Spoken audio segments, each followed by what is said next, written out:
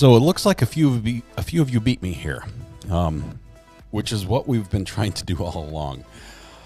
Did it work? Did you get a notification? I was a bit cramped there for time, so it wasn't much time, but it looks like you guys are here, which is great.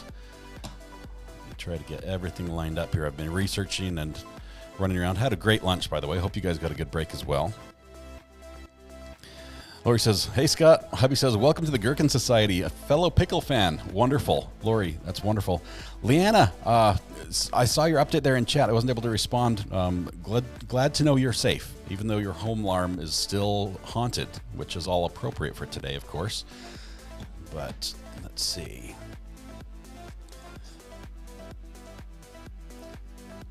Got a little bit of stuff here to set up. Make sure the chat is working properly so we can put your comments on the screen. There we go. All right, we have a little bit of time, and by that I mean we really only have a little bit of time left before we get to see Darrell Brooks once again in the courtroom with Judge Dower. There we go. Judge Dower is ordered both parties to be present. So what I wanted to do, I know that because this is a big event, because this is sort of happening live, we're probably going to have some people here in this chat that haven't been here over the previous weeks, maybe not familiar with our little community and what we're like. And so I'm going to need a little bit of help from everybody just to be friendly, give them a little bit of space because they might, not understand how things go. But we want to do that. So I do have a dilemma before we start, though. How do I figure out who won the internet if you guys are here before I start? Oh, I think I answered my own question here. Let's see if I can get this to work.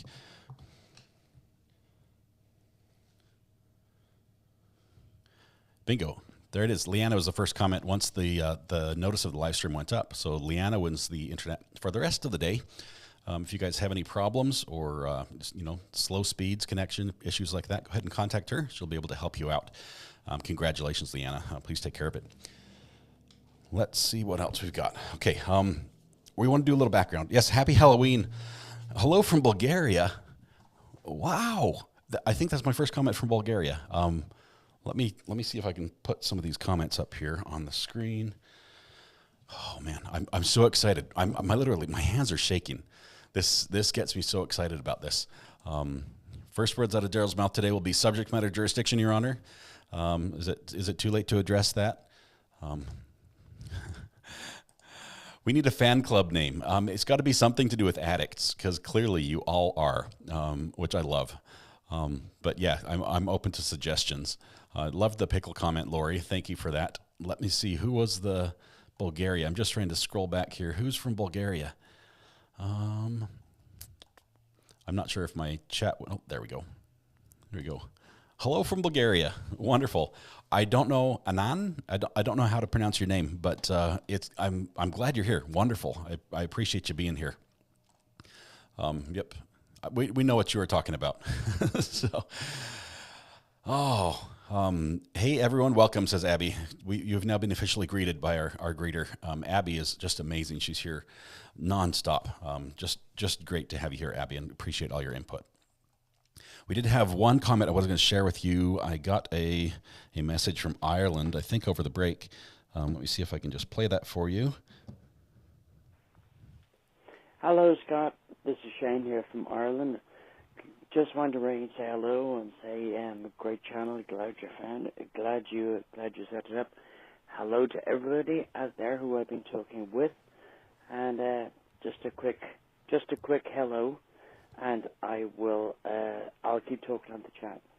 So I just want to say hello to everyone, and to you, and well done to you. And I'm going to go back to the chat now. Okay. Okay, that was the wrong message. He left another one, but basically he just said thank you to everybody. That it's wonderful that everyone's level-headed and nice and everything else, and it's a joy to participate. So that was kudos to you. Roxanne suggests addicts addicted to addicts. Yeah, it's like an endless circle there. It's sort of like a DB argument. Enrique Rodriguez, welcome. Today, the relatives of victims speak. I don't think so. It might happen, but I'm not sure if they're ready. I'm not sure if they are. The judge has obviously been communicating with the prosecution and defense outside of the live stream, because all we know right now is the judge wants them in court to find out how much time they need for their statements. Now, it's possible the judge might say, let's go ahead with the prosecution and the defense impact statements. That's where they each get to speak. And then we'll start maybe tomorrow with the victim statements. Not sure, but we are truly international. CDNS says hello from Germany. Welcome. These are some questions we're going to find out here very soon. Chickadee China Chinese. I loved your name. Love the alliteration. Chickadee China Chinese chicken. Is that a song reference there? Let's see. Is today's Court for Brooks going to be a sheet show? I have to be careful how I pronounce that. Does he get to yak his nonsense BS? Or, you know what? It's never stopped him before. The fact that it was not his time to talk has never stopped him from talking before. So I think he will continue talking. I'm gonna throw this back on the screen here if I can make it work. This is our countdown, roughly. Trying to time everything on the networks and everything. We're roughly about 51 minutes from when we expect to go live. We'll probably get a live feed before that, just as the cameras turn on and we get to see, basically as soon as Mr. Brooks is in the courtroom, shackled in place, they usually turn on the cameras. So Chickadee China Chinese Chicken says, yes, it's a song reference, and I know what you're talking about. My brain is definitely ticking. So many sad things happening around the world today, says Maggie. That's not working very well, is it? It's sort of covering it up. I can fix it, but I'll fix it on the fly. How about that? Okay, I want to have the timer up here so you guys can see what's going on, but at the same time, I want to answer some questions. It was Bare Naked Ladies. 1 week is the name of the song. It's been 1 week since we all started here, and it's been a crazy week. A little more than that, but Carly is voting for the gag on the get-go. Just don't give him any time. Just give him the gag immediately. Could happen. Let's see. Let's move this guy right up here. That way your comments aren't going to be covered up. Does that work? Does it the fact that it's a little bit off-center, does it bug anybody so much that they need to fix it other than myself? There we go.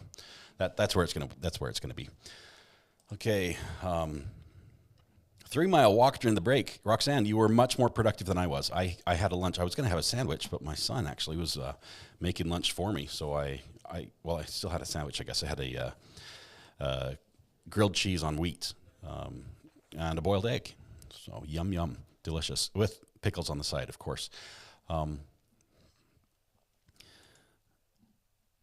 DB asked for shackles to be taken off just before Judge Darow started reading the guilty verdicts. That was a jab, right, to aim for a mistrial? No, I think he really thought that they were just holding him back from the jury, and since they were deliberating, can't you have him off now or something like that? It was weird. His idea of how this process works is so divergent from the norm that you almost have to scratch your head for a while to try to figure out what he's getting at. Abby says, timer looks great. It will look even better when it's all zeros and we have Judge Darow on the screen. Looking stern as ever. That will be wonderful. But yeah, Abby, thank you so much. We're not going to have no boxes for DB. His boxes are not relevant anymore. Vanessa warning me of the health concerns about eating boiled eggs. I will be careful. Let's get the fan going just in case, right? Yeah, Roxanne, this can trigger some of us. It's a lot. It's a lot to handle one. Okay, Patty. I wonder if DB will be flirting with a judge. That's really the question we've got to ask. Which DB is going to show up? Is this going to be the DB that I do not consent to be called by that name, neither do I know anyone by that name?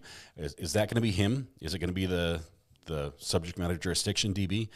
Is it going to be the, hey, Your Honor, you know what's coming, right? Hey, you know, you and me buds, right? This last week, I really built something up. I know you got something for me, right? Yeah, maybe it's that one. Maybe it's the creepy grin, you know, weird psycho DB, and maybe it's the violent DB. Maybe it's the DB that was in the car with Erica. Maybe it's the DB that, you know, we almost saw when he got hauled out of the courtroom and was threatening to throw stuff, and everything had to be moved away from him. We don't know which DB is going to be there, but it's going to be fun. Enrique says, "Nice console. It's pieced together. It's mix and match, but it works, and we'll fly with it today because that's what we've got." Happy says, "Going back a bit in the trial, did you see when he rubbed his hands together when it was his time to cross-examine the detective in charge?" Yes, he's like, "Now is my moment to shine." You know, it's like, and he flopped. He fell on his face so many times. There were a couple times I was watching a highlight reel of the times. It was like 5 times Darrell Brooks thought he knew the law. And it's hilarious. You know, he looks lawyerist. It's like if he were posing for like a lawyer picture on the front of Lawyer magazine, it looks right. He had the look. He had the evidence. He had the, you know, but it was so wrong in every way, everything he was doing. It's going to be crazy. Okay, Patricia has a prediction on which DB is going to show up. Says, "I predict it will be the belligerent one." I think it could be several different DBs and still be belligerent. So we're not sure exactly which one overall will rule the day. He's had time to think about the guilty verdict, says Ginger. What do you think? What do you think he's come to? Is he still going to be this court doesn't have jurisdiction over me type guy? I'm a sovereign citizen, because that didn't fly. I mean, it's too late. It did not fly. His last chance was convincing the jury that they could nullify the murder law or something, and that didn't work. We've had a couple people say they saw someone who's just dressed as Judge Darow for Halloween, which, I mean, if I could fit the costume, I'd wear it. Yeah. He did. He thought he knew the law. He fought the law, and the law won, as the song says. Vanessa says, "Objection, recovery addict. Relevance to knowing the law?" Right. It's not relevant for him. It's not needed. He can shoot an appeal for any reason, but it won't necessarily be granted. Christine, you're right. It is a right, even as a convict, as a convicted killer, to appeal. And I believe he will be doing that a lot. I don't think it will waste a lot of the court's time because most of them will be dismissed. But he may raise questions that need to at least, you know, be addressed at some level. Lori says we're gonna get staring DB, the glare, right? The one where the judge says she was scared, right? I keep using the wrong mouse. I have 2 computers, and sometimes I link them up so that both the mouse devices work for each other, but that just confuses me more. So today, I've got them separate. Which DB will appear in court today? The angry narcissist or the victim narcissist? Either way, we will have a narcissist on our hands. Roxanne says, "I went back and watched the DB during its bond hearing. Male judge, not a word. DB never picked on Opper either. DB is bully. He picks on people he perceives as weak. Probably won't do well in prison." That's probably why he wants some time to get his affairs in order, right? Did you hear him ask the judge for that? We're not going to go right to the sentencing, right? I'll have some time to do all the things I need to do. Yeah, the only thing you need to do is grab your toothbrush and take it over to the state prison. Okay, Mr. Upper Torso, I've got like a jet flying over my house, which is weird because it's so rural that this only happens like once a week. But they chose right now to fly over the house. So if you hear that, that's what the noise is. I think we'll get the "God forgives me, so do whatever you want." Yeah, tell me what. Tell me this. He's had a chance to call his people, right?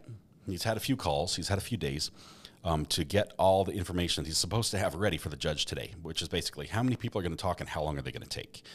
And my question is, if that number is small, if it's like single digits, is he going to be like a defensive DB where he's saying, you know, they choose not to participate in the sham of a court type thing? Is that going to be his shell, his defense against nobody wants to speak up for me or no one's speaking for me? I'm not sure.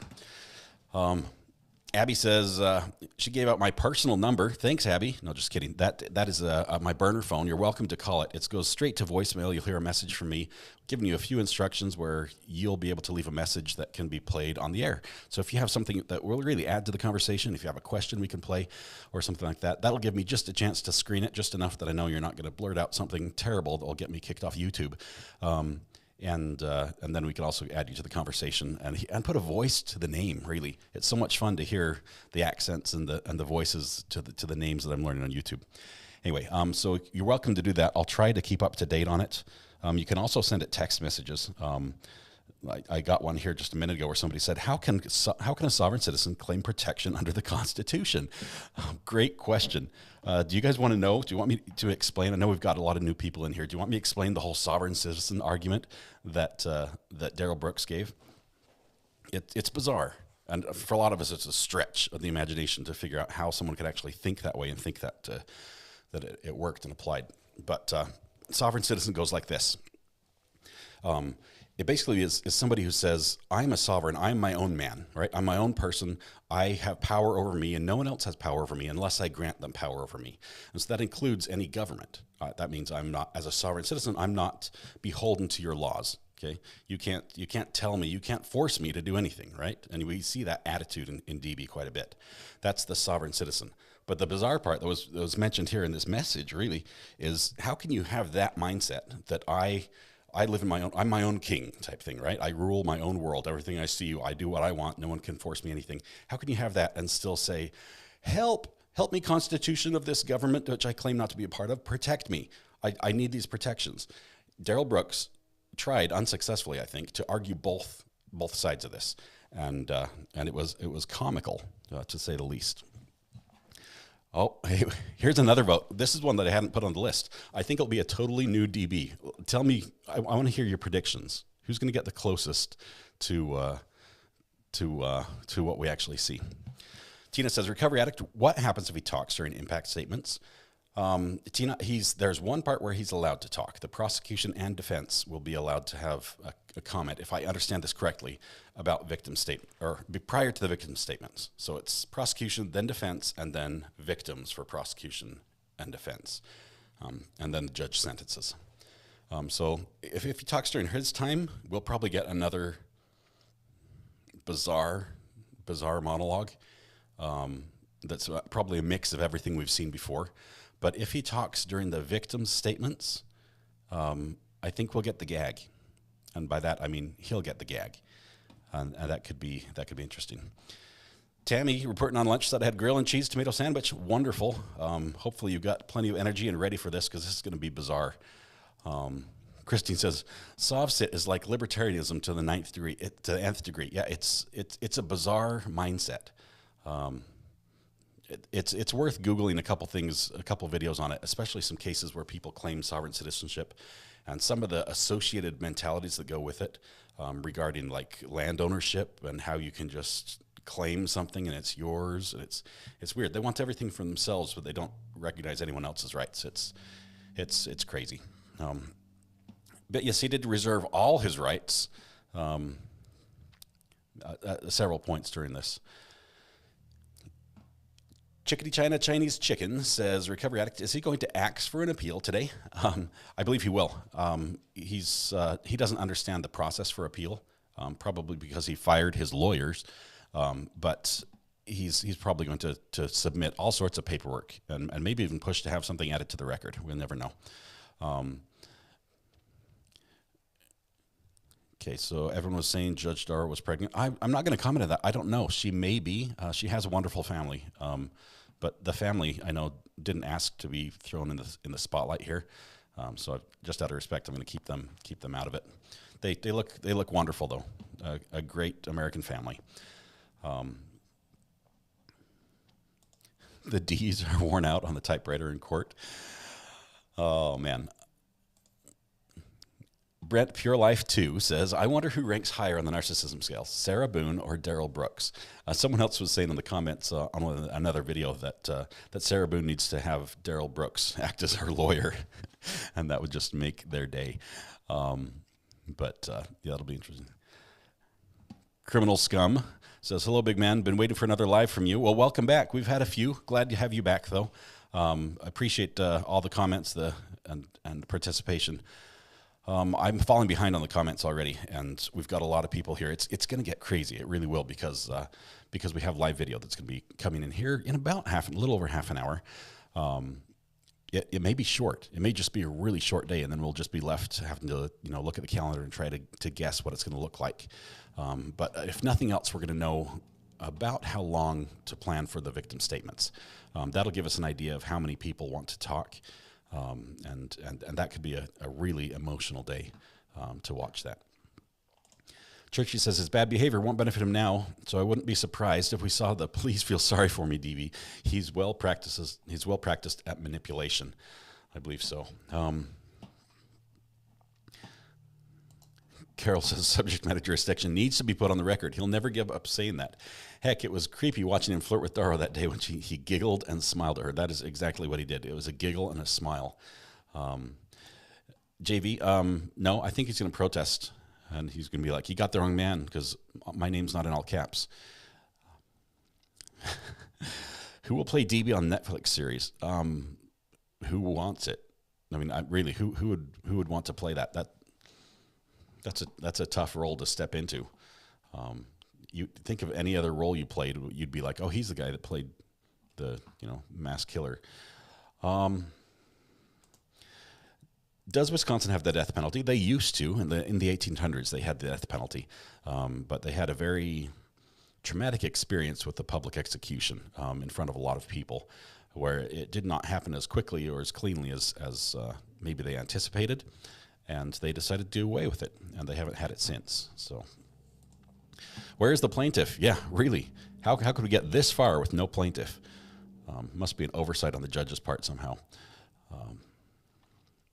Alexis says, Judge Darow was unbelievably and impressively professional and patient through this whole trial. I would have flipped a table in the first day of his shenanigans.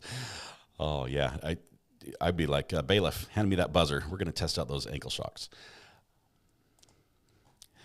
The judge will say hello to my little friend. 6 life, no parole, consecutive, plus 900 years. My accents are awful. But, Vanessa, I think that's where you're going with that, with the say hello to my little friend comment. Jill Klein, unintentional narcissist. Haha. Sarah Boone, yeah, the comment, one of you guys pointed out as well, the comment when Sarah Boone was in her interrogation, and right at the end, she's like, hey, you tricked me. You brought me in here to arrest me. I thought I was just going to give my statement, then I was going to go get groceries and, call people and tell everyone that George is dead. And you were all planning to arrest me all along.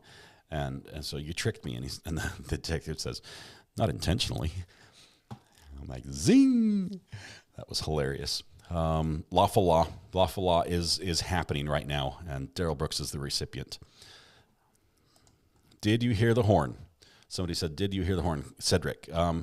Yeah, the horn, it didn't work in his favor as much as I initially thought it might have, because really the horn can be used as evidence that he knew people were ahead of him, and then he sped up and drove into them anyway. So the horn basically proved intent, even for those first 1 or 2 victims.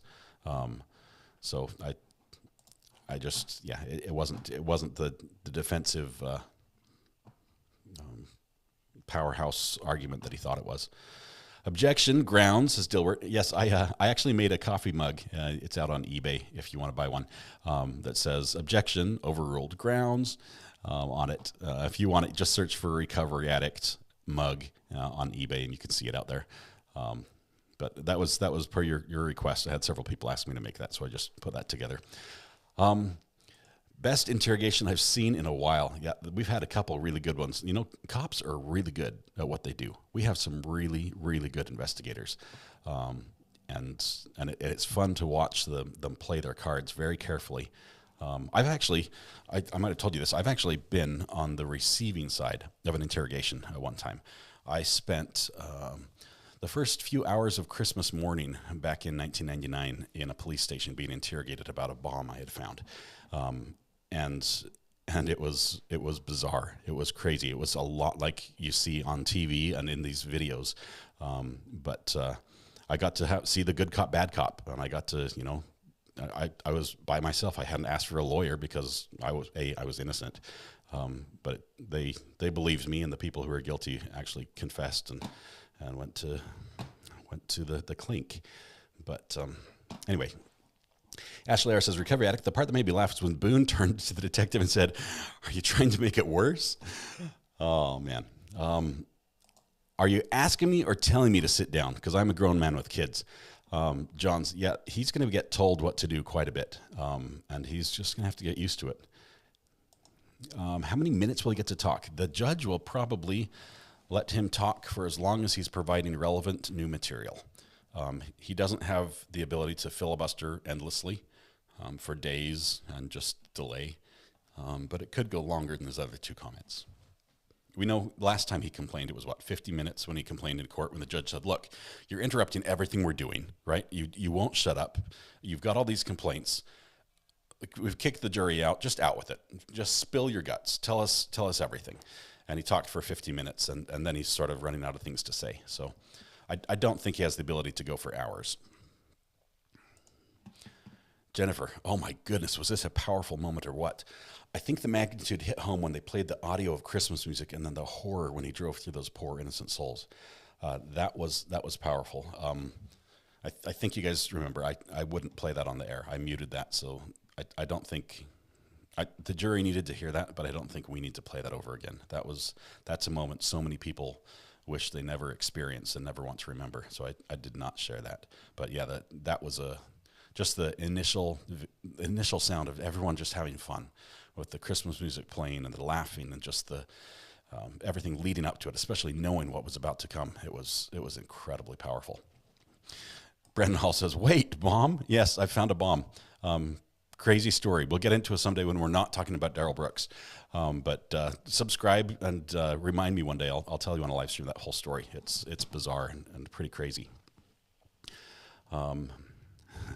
Max says, maybe look at a new tattoo over the other eye. Axed and answered. What Mac, do you know what his tattoo says over the one eye? I've looked at a million different pictures and videos of him, and I cannot see what it says. So if you know, I'd love to hear it. Okay, I'm falling way behind already. I apologize. David K., this is a great question. I was actually thinking about while I was eating my lunch. When did he become a sovereign citizen? Because he wasn't born one, right? He clearly has state identification cards, which is something that you'd think a sovereign citizen probably wouldn't get. But when did he do that? And I think it was after his arrest, but before he showed up in court. So he probably got some jailhouse lawyer advice that he probably shouldn't have listened to, obviously. Did anyone see the interview of his two witnesses, Kirby and the big guy with the tats? Yeah, those guys were awesome. Kirby was like, "Hey, we were going to throw gloves, if my fists were coming up and it's about to go down." That was great times. Let's see. Someone's Colette Cat says, I'm also interested in that Reddit report. They should be exposed. I wonder if we're going to find more about that. I wonder if the forensic team, the Washika Sheriff's Office, forensic team, I think was who the judge assigned to follow up on that, if they have a report or if they're just going to, are we going to get a name, really, to see if it was somebody local or maybe someone related to the case, someone who thought they could do something. Was it entirely a prank? I'm leaning entirely prank, but I think they will chase it to the foundation and find out for it. He did come from an unfortunate family situation. He watched with no emotion, really. That was really the whole story. He never once, not even at the very end in his closing statement to the jury, was there even a hint of him being responsible or taking responsibility.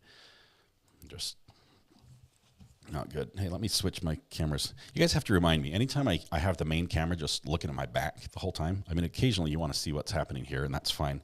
But just say, hey, fix the cameras, please. We'll swap 1 and 2. How about that? Okay. That way you can see me a little better.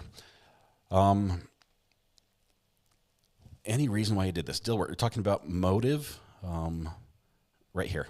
Any reason why he did this? Was he mad at his girlfriend and just lost it? Dilbert, what we know is that he's from out of town, right? He lives up with his mom. He got out of jail.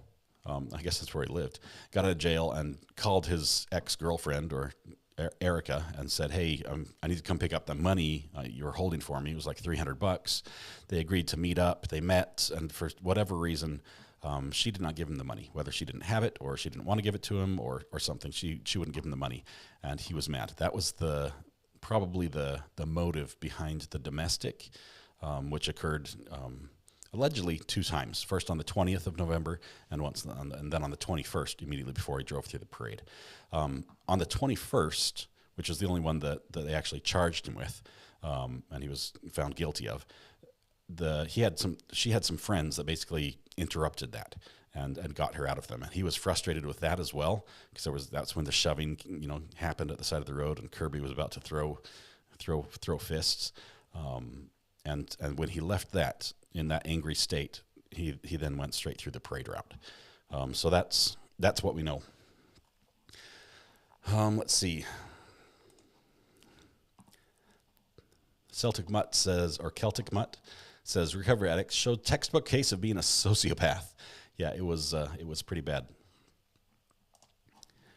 Roxanne says, I've looked at that eye. We're talking back at Darrell Brooks' eye tattoo. I've looked at that eye too many times. It resembles an arrow pointing downward toward his cheek with feathers over his brow. Part of me wants to know what the significance of that is, and part of me just doesn't care. Is that bad?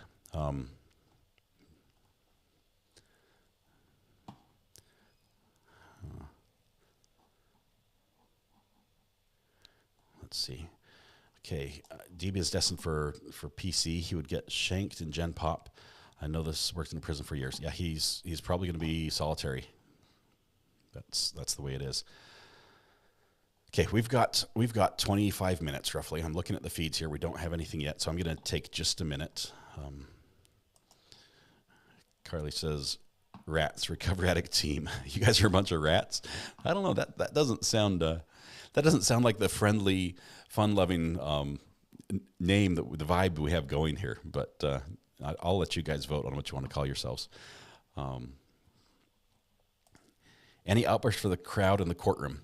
Reed, are you talking about during the guilty verdict when the man called him a piece of beep and to rot in HE double toothpicks, right? I used to say that as a kid. Yeah, I don't think there'll be an outburst today. There's not that moment of high emotion like there was during the sentencing, where the verdicts were being read. Everyone was, sort of on pins and needles, hoping that justice was done, and then hearing it. There's not that moment of release as far as that tension goes that would trigger that. So I don't think we'll have an outburst like that. But possibly we'll have another before he goes to prison, maybe at the sentencing. Let's see. He so badgered the witness. Yeah, the judge was not a fan of that. Okay, so here's what we're going to do. We're going to bring in a little bit of music because it's music time. We're still about 25 minutes before it gets started. I'm just going to make sure all my feeds are up to date so we can get just as soon as the video comes in, we want to get that to you guys so we can share that. Maybe he'll pick a better prison tattoo artist. Yeah, you get what you get. Your options are limited. But Crime Addicts Anonymous, you guys have some great names. He was badgering his own witness, and somebody needs to tell him. Usually when you call your own witnesses, they're supposed to help you or help your case, not hurt it. Just a slight oversight, probably didn't affect the trial outcome at all. But Professor Eves, are the people giving their impact statements going to be on the leash? Thanks. First time viewing your videos. Professor Eves, first of all, thanks for being here. I appreciate you being here. Here's what I'll say on that. The judge is going to ask for the same type of behavior that she asked for from Darrell Brooks. It is a courtroom. It's not a free-for-all yell and swear. there will be some high emotion. So I imagine she's going to allow some high emotion. Whereas before, like even when Darrell Brooks, had emotional moments, they called for a break. I think we'll see more of those moments where there isn't a break called for, because that emotion, that's really what they're trying to share. This is their victim impact statement. This is what it's done. This is the real effect. And so I think we'll see some very emotional scenes there, but hopefully not outbursts, because I think the judge would ask them to stop if that happens. I don't think that's appropriate there. Joe R says, "Thank goodness you're here. Any distraction from the Paul Pelosi saga?" Yeah, that's bizarre. Lori, a little too much information, but she's going to take a quick break. I'm still on, but not taking you with me. Just saying. I appreciate that. We will be here when you get back. DB hopes his victims' families aren't sovereign citizens. What's that getting at? Not an ostrich. I might have missed the previous one. I think there who asked if he was happy with the verdicts. He said no. He will add to that. He did. He's like, "Are you happy with the reading?" No. If he had a lawyer right after the verdicts were read, he had an opportunity. And we had Matthew Harris, our resident lawyer, actual lawyer from Texas, on the phone here with us, giving his take on that. But there was a moment when the prosecution moved for a summary judgment and basically saying, accept all the verdicts from the jury.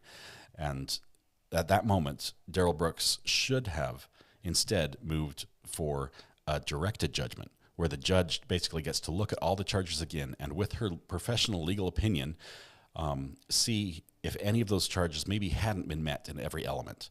The worst thing that could have happened is for the judge to say, yeah, everything was proven, it's fine. But there's a possibility he could have had a much lighter sentence if for some reason the state didn't technically prove certain elements of the case. But he didn't ask for that, and so that opportunity is gone. It's not even available to him on appeal. Anyway, I said we were going to have some music, and I didn't start it, so let's do that now. Let's see.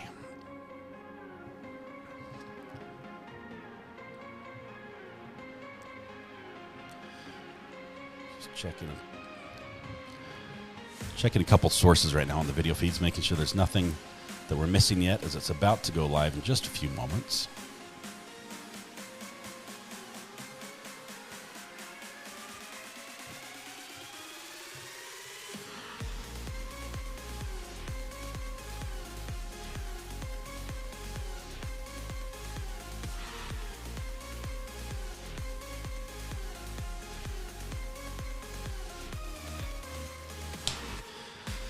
Okay, we still have nothing as far as the feed goes. Will he have a lawyer with him at sentencing? He hasn't moved to have his lawyers reinstated. And for those of you that were watching the trial at the very beginning, when Mr. Brooks first made the motion to represent himself, when he first was firing his lawyers, the judge was very clear with him and saying, look, there may come a time later in the trial where you're going to regret your decision. You'll wish you hadn't done this, basically. She knew that would come. She told him how difficult it would be to represent himself, how difficult it would be to cross-examine witnesses, how to get evidence into admissible in court, and all that. And part of that that she said is, she said, if you decide to change your mind, just know it would be very difficult, not impossible, but very difficult for the court to reinstate representation for you. I don't think right now it will happen. I think he sort of passed that bar. It's possible, but I don't think he will. I mean, to think he blew it for like the whole of the important part and then brought him back for the end when there really was nothing they could do. But 80s Music Fan says, do you think the judge should have the cops surround him in case someone tries to go after him? No, I don't think so. I think we'll have a strong bailiff presence in the courtroom, but not like a shield of bodies around him type thing. The courtroom itself has equipment to check and make sure the people who enter don't have any weapons. So I think they're okay just shackling him, and then everyone will be safe. Fire starters, welcome back. Says Recovery Addict. Good afternoon, all. I'm happy to be here and my fellow RAs for the shenanigans. They're about to begin. My timer is maybe not exactly on, but I'm watching for a feed, and as soon as it pops through, I'll share it with you. Leon King says appeal, inadequate representation. He definitely had that, but whether or not that is grounds for appeal, because he wanted it, that's what he gets. Shane says, check out Law and Crime channel on YouTube. I'm looking at it. Law and Crime has not come up yet. Are you seeing it? Are you seeing it live? I loved how Judge Darow told him it's not her responsibility to teach him the law. Not only is it not her responsibility, she can't act as his, legal representation. She can't teach him how to do that. Her hands were tied. Yeah, that was painful. Okay, Law and Crime did just come live. So let's get this ready. He was just staring at the wall, but we're just looking at the cameras. We can't see anybody in the courtroom yet, so give us just a second. Okay.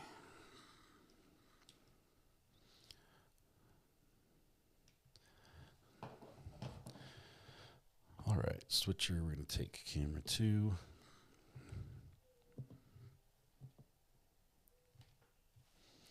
Just trying to set up my video here. We don't have any feed yet as far as audio goes. We've still got about 15 minutes. It's possible that Mr. Brooks is not in the courtroom yet. When the guy yelled out during the verdict, bailiff nodded his head just a little. He's like, yep. The disrespect shown to the judge was unbelievable. It was remarkable that, wow, that she allowed that much of it. Here we go. Let's go ahead and take this right here. Okay, here's where we are. We're back at our favorite shot. We've seen this a lot, mostly when the jury was excused from the courtroom, which happened so many times. Bella just got notice that some of the other channels are up. We've got the feed here. You're welcome to watch it there. If you don't want my commentary, I'm not offended. But if you do want to comment and have a really fun environment to do so in, this is the place to be. So we'll try not to talk over all the important parts, but we will talk about things as they happen, because that's what we do here. Brooks can't appeal on the grounds of inadequate counsel. He waived that right when he chose to defend himself.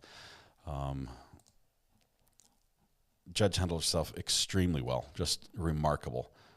If she decides to run for any other office other than judge, I think she's a shoo-in. Stephen Heckert says, the reason the judge can't give Brooks legal advice is to avoid responsibility for giving bad legal advice, i.e. sovereign citizen defense. Yeah, really. He can attempt to appeal on other grounds, but not the one about the lawyer, though everything else is highly unlikely to get an appeal. Yep. Leon King, you guys are unbelievable. There are so many awesome people out there that love talking about law and crime in this type of forum. I'm so glad you found me. I end the stream, I'm just all smiles. It's so much fun to spend time with you every day. So that's great. Dean, isn't that a military court flag? Hey, Dean, none of that. We'll probably get some of this. Yep, it's a few of you noticed that this is obviously Admiralty Court because of the eagle and the fringe. Brooks didn't do much research at all. I think all the notes he had, the moments where he asked good questions of witnesses, were when he was reading directly from his previous prosecution's notes. I think that's what we saw. But yeah, this is like made for TV type stuff, right? What, if any, mitigation has DB given Judge Darow to work with on sentencing? I can't see any, but I'm totally biased. Churchy, you and me both. I don't. Just look at how many times she's asked for proof of anything from him, for an argument. Even she's almost helped him to figure out how to get evidence in. Do you remember that when he was trying to question a witness, and she's like, "You're going to have to do an offer of proof. You're going to have to say why this is relevant. There is a way to bring police testimony into court evidence, but you would have to subpoena somebody else to do it." She's basically almost giving him advice. yeah, he missed that. Instead, he just sat there frustrated that he was trying to read the police statements to people, and that was hearsay. But which I still don't think he knows what hearsay is. Carly Murphy says, "Don't forget about the first 3,000 when you shoot to stardom, Scott." I won't forget about you, and I don't think we're going to shoot to stardom. But it is so fun to be with you guys. It is amazing. Anyone going trick or treating later with their littles? I've got tons of candy, and I hope trick or treaters come to my house. Otherwise, I will have to eat it all, so my kids don't, and that will be bad. It might be a rough day tomorrow if I'm binge on candy tonight. Tammy says, "It's great that a woman is the one who sentences him." Yes, that will be very fun to watch, and not for DB. But yeah. Max says, "Can they reinstate the death penalty?" No, they can't after the fact. You can't try him again and convict him again on the same charges. Now, Wisconsin could change their laws and reinstate the death penalty, and then future crimes could be charged with that penalty. But there's no chance that Mr. Brooks could be sentenced to death for things he's already been convicted of. So what are we going to do today? Aaron, I don't know. What do you want to do? Mostly we're just going to talk about DB. We're going to watch for the judge here, which should come very soon into the courtroom. And just checking here, if we cut back to our other camera, I'm showing about 12 minutes, a little under 12 minutes left, maybe 13. Depends how close she is to being right on time. But let's see. Churchy, didn't even realize you hit 3K. Whoop, whoop. Yeah, it's exciting. You guys, it's amazing. Thank you so much. Max says, change the laws. He's going to vote for that death penalty amendment. Thought the judge was amazing. Jerry, you were not alone. As a matter of fact, some people really thought she was amazing. Almost a little too much, like that's getting a little creepy type thing. But is anyone dressing up? I'll tell you, the last time I dressed up for Halloween, I made a shark costume, and it took about a week to make it, but involved like $100 worth of supplies from Hobby Lobby and a huge foam roll, and I was wearing like a wetsuit, like a shorty wetsuit, like a surfer would wear, and then the shark costume, you sort of wear it like it's up to my chest, eating me type thing. It was pretty fun to make, but I decided I'd never make another costume. It was so much work. No costume for me this year. I'm just going to hand out candy. And actually, you guys might like this. I actually set up some of my microphones and sound system in the bushes, and I make funny comments over the loudspeakers at people as they come to my house. That's how weird I am, but that's what I do.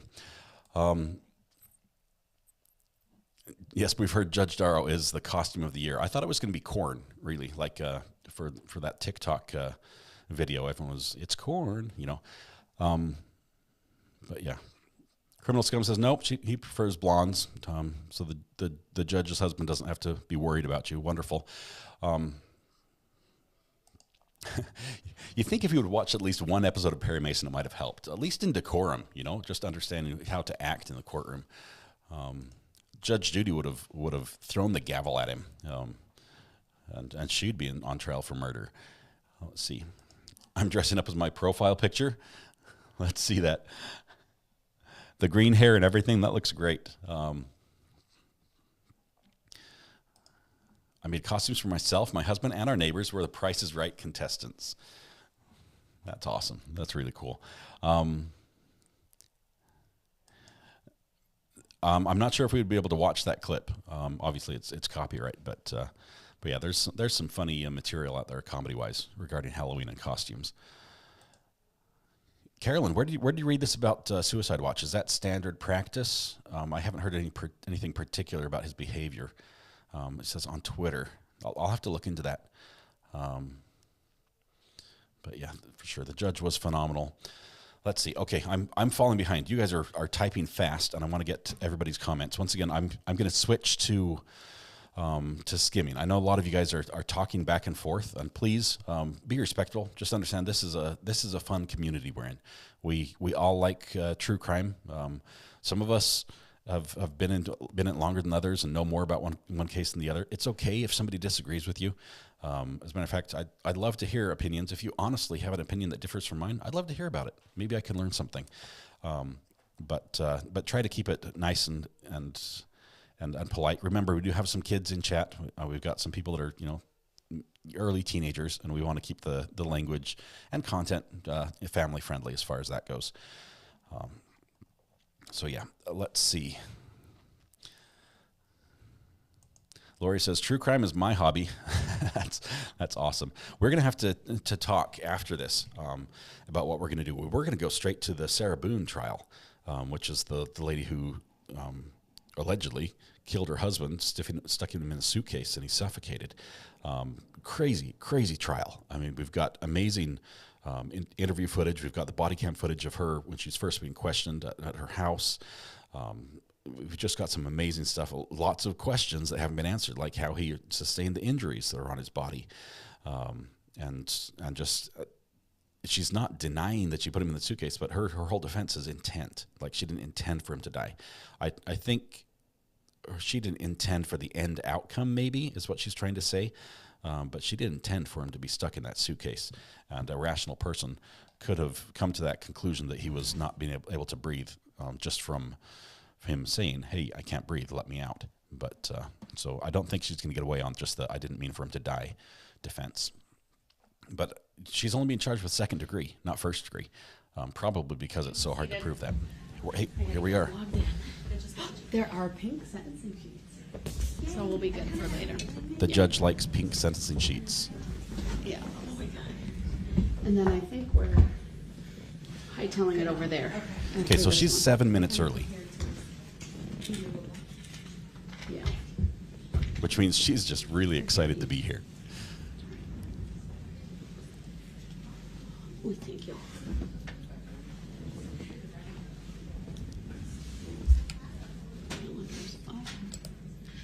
Lori, we followed that this morning on our live. We watched a little bit of that press conference. That's great news in that case. It's going to be a while before it goes to trial, but we'll be taking a look at that as well. Judge has taken her seat. She is. And look, here's DB. Mask is on, orange jumpsuit. He's bouncing a little bit. Do you see that? Sort of like he's antsy. He's nervous. His file box has been reduced to 2 file folders. Oh, I just left something upstairs. Aaron, we don't know how long this is going to take. Let me put my chat back on. Sorry, I thought I had this. Judge is stepping away from the bench. That's why they turned the cameras back up. She left something upstairs, but she does have a little bit of time. She was a little bit early. By my count, I still show that we had 6 minutes and 25 seconds before we were going to go live with expecting her there. But Debbie says, looks like I'm back. Debbie, it's great to have you. I didn't see you reach out to me. Reach out to me on my phone number, text message me or something. Need to talk to you a little bit. She's glad the bulk of this is over. Definitely glad the bulk of this is over. Let's give her a couple minutes. See how long it takes her to go upstairs and get whatever it was she forgot. But you heard her say, "Hey, we've got pink sentencing sheets," which apparently I think it's appropriate that Darrell Brooks' sentence will be on a pink sheet. He's just dying to say objection. Yes. Did somebody say something about does the mask cover his gag? Or did I mix a couple comments there? Don't know. I don't think he's gagged right now. He looks bright-eyed. Yeah, Judge is in a great mood today, as we all are. It's good to have all of you here. We can enjoy this together. She does look a lot more relaxed, and he looks a lot more nervous, Tammy. You're right. He's rattling his chains, Mac. Oh, he is. Oh, man. He's the ghost of Darrell past. I've been watching for this for the very beginning, says Twerp. Twerp, it has been a wild ride. It has been crazy. I mean, there are so many times where I thought, I think I know what's coming up, and it's been more bizarre than I could imagine. Paula says, can we watch through and then talk after? Yes, if it's quiet for a minute, I might put a couple comments in. But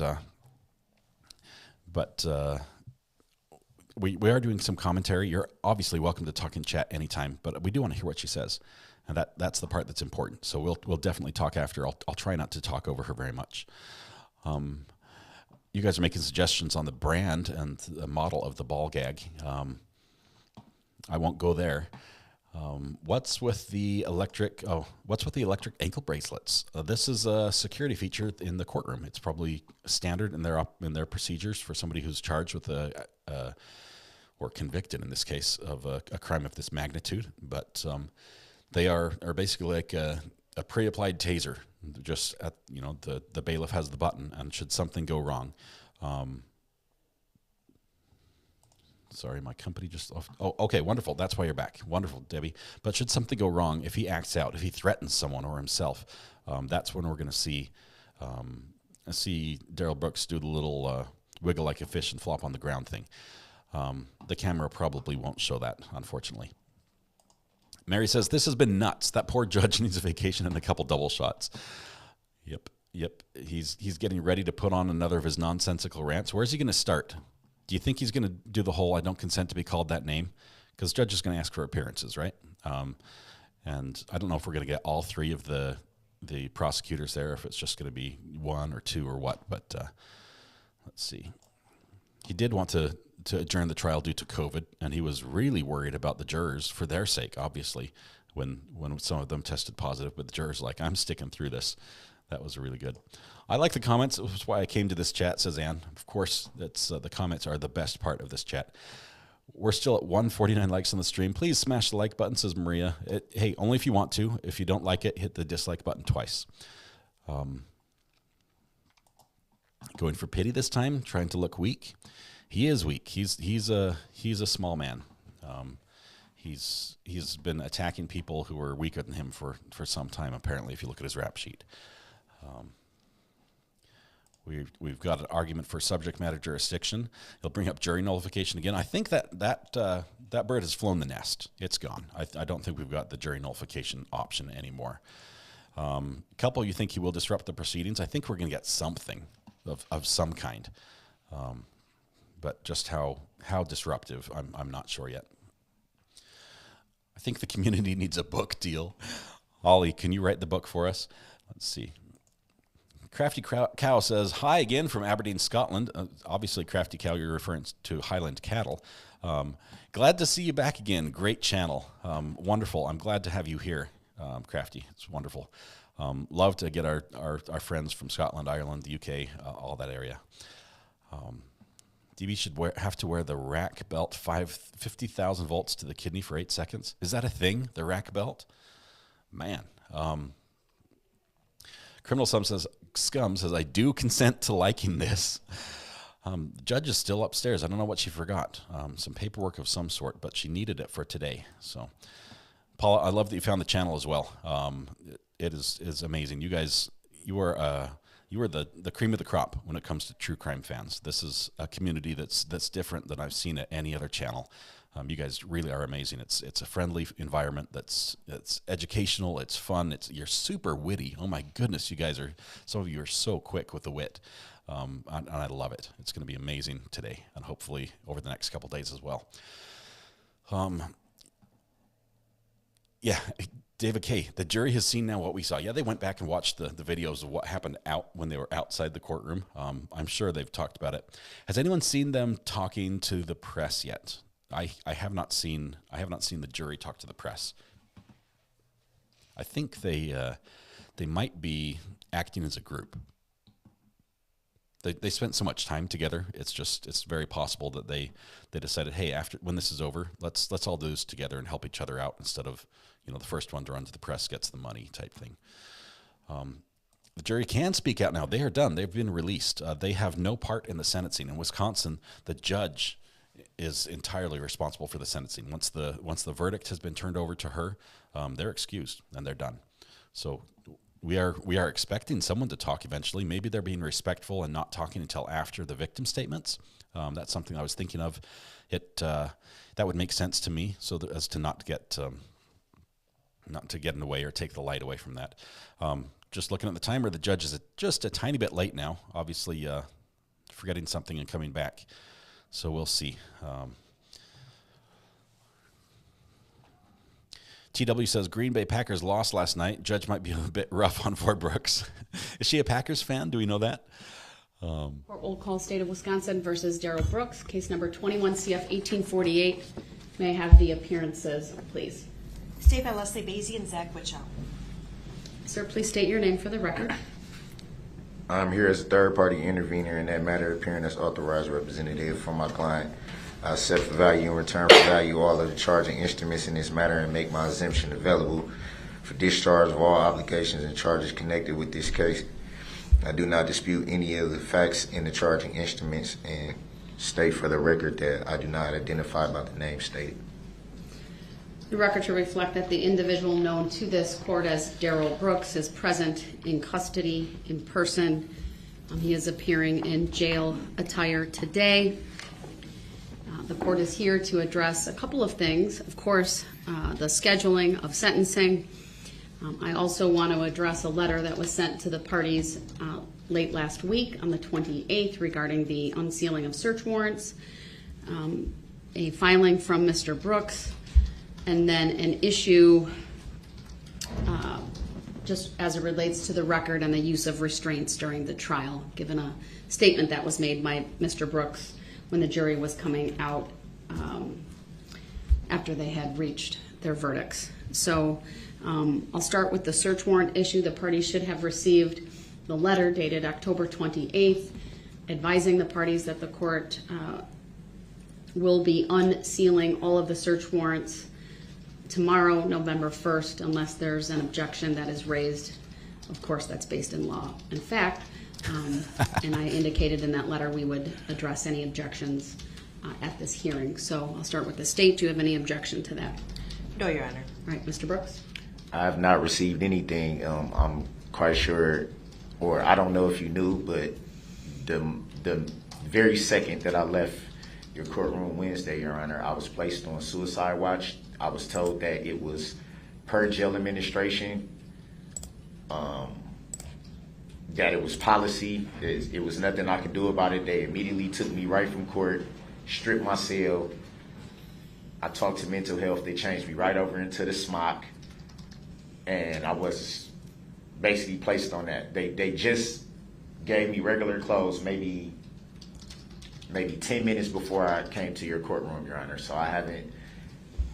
I wasn't allowed any We'll give it to you. Huh?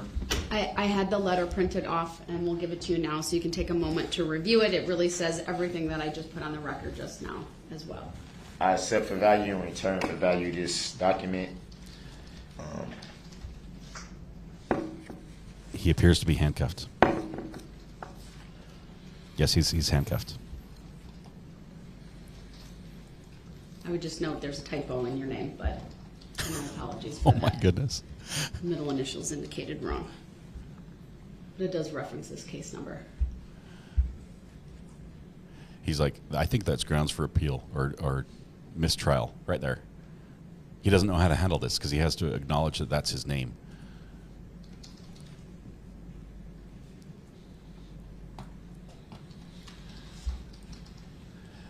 David K., I forgot what I was saying. When was this letter?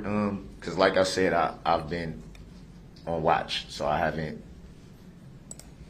been able to obtain any mail whatsoever. Not from the courts, not personal mail, not anything. So that was signed on Friday and then sent over. I'm not sure if it was emailed or if it was just delivered to the jail. I don't know if Madam Clerk has any information.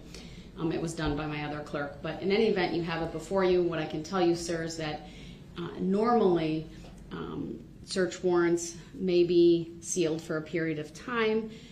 All of these warrants were set to be unsealed previously, but due to the pretrial publicity and the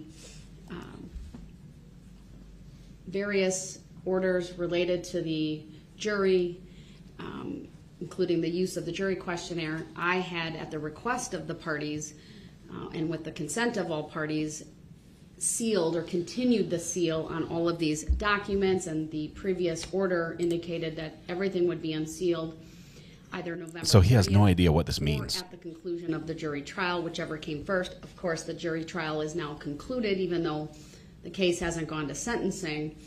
So my intent would be to unseal everything tomorrow, unless you have an objection and it's based in law. I have like you said, this is my. I He's, didn't even know that this he doesn't know. was even sent over to the jail until right now, until he told me. Understood. Do you have an objection to what I propose to do, sir? I don't even understand. What do you mean by sealed and unsealed? I don't. It would become a matter of the public record, and anyone could review those search warrants if they make a request. Search warrants for what property? There's a number of car. search warrants that have been sealed as it His relates home. to this case. From what I saw, everything's been pretty much public. Darrell's I going don't to see educate why the they judge need here. to be unsealed at this point. Everything's pretty much been public already. All right, well, I am going to unseal them effective tomorrow. The clerk's office is instructed that first thing tomorrow morning they may unseal all of the search warrants in this case. The next issue I want to address is I want to make a record specifically as it relates to the restraints that the Sheriff's Department utilized during this case, given a comment made by Mr. Brooks when the jury was coming out the very last time. I don't recall if you said something about a stun belt or shackles or something to that effect, but it was inaccurate. I have asked the Sheriff's Department to provide photographic documentation of the shackles that were utilized in this case. The parties will recall the tables look a little different now because there are no table skirts on them. On all defense tables in the secure courtroom, there is a ring. It's really more looks like a rectangle that is attached to the leg of the table, and an inmate who's in custody but in trial, a soft restraint system is utilized, primarily so it's soft and not heard, and then it's attached to the table so that it confines the inmate to a small area with that table. Obviously during the trial, Mr. Brooks was able to stand. His hands were free, but I felt it important to have a thorough record of the restraints that were utilized. The photographs that have been provided are on a compact disc. They will be filed as Court Exhibit 3, but they will remain under seal. And that is because of the security concerns related to how the Sheriff's Department secures inmates during a trial. That certainly is an overriding interest, overriding any public interest to see what those restraints are. And I would just further note that during the trial, when Mr. Brooks would be brought from the holding area into the courtroom, this courtroom was closed to the public, and that was really to maintain that privacy, if you will, or secrecy, if you will, regarding the restraint system. And so I believe it's important that that information not be released to the public. It will be available, of course, to the court and the parties. And if there is an appeal, any attorney that may represent you can certainly look at that, but it'll otherwise be under seal. So Why would the that- record is very clear on the restraint system that was utilized during this trial. I have a question to that. Okay. Why is that remaining sealed, but everything else being open to the public? She already explained That's- this. I've indicated my reasons are on the record. I'm not going to restate them. So. Well, I think that the public, if they're allowed to see search warrant information and things like that, then I think that they should know that it was a shock device on my ankles. That There was no shock device. It on was your a ankle, shock sir. device. I was told it was a shock device, Mr. Brooks. and That's it was why I'm covered making up. the It record. was covered up by a black cloth, so the jury purposely could not see it, and so that the public cannot see it. I was told that a chair had to be placed on my side so that no one can see that I was shackled with ankle shocks. I think the public should know that. The jury should have known that. That's what they were. Mr. Brooks, I've made my ruling. Your I characterization respect your of ruling, those but it as- should be Hold on. noted. Your It should objection be is noted. noted for the record. It Your- should be noted that I had a shock device on my ankles. That's fact. It It's is a not fact. fact, sir. It is a fact. I'm the one that had them on my ankles. I inquired about what they were. Obviously, I'm going to inquire about what's being put on my body. I was told that they were a shock device, which I know how a shock device looks because I've been through this before in Milwaukee. So I know what a shock device is. It was clearly a shock device that was purposely not shown to the jury or to the public. Purposely not. And then now you're saying that it's going to be sealed. Well, why should it be sealed? The All right, public Mr. doesn't Brooks, deserve. you're- The public deserves You've to made know. a record, The and public it's deserves noted. to know about And- things pertaining to a search warrant, but not the fact that I was limited by a shock device. That if I moved the wrong way, I could have got shocked with all this voltage. It's absolutely false that you That have a is shock not device false, on, and sir. you know that is not false. Well, I have the photograph Well, show that the will be part where's the of the photographs? record, Where's the photographs? and they You will just be said they would be sealed sealed. Why do they need to from be public sealed? view Why for do the they need to reasons be that I've sealed from already the public? indicated. Why do they need to be sealed Mr. from Brooks, the public? I need to move on to scheduling. Can we move on to subject matter jurisdiction that hasn't been There it proved is. for the record? There it is. Can we move on to that? Mr. Brooks, I really don't want to remove you from the Bingo. courtroom today, but I need to don't, move I don't on want to to be removed, but you're not going to sit here and tell me on the record what was on my body when I was told what it was. That's inaccurate, and I refuse. At a Your later Honor, point in time, I Your will Honor, put. I refuse to sit here and let you make an inaccurate record when you know that it was in fact a shock device. That's why I had the black cloth in front of the table so it couldn't be shown. That's not why I right, had though. a chair sitting on the side of me that was told needs to cover up the fact that I had a shock device on my ankles. And I think it's very, very, very unfair, and it's dishonorable to get on a record and not tell the truth. He's on that dishonor I'm not trying kick to again. dishonor you, Your Honor. I'm not trying to disrespect you. I'm not trying to disrespect your court. I just want the truth to be told. That should not be sealed. If everything else could be open to the public, then the public should know that I had a shock device on my ankles.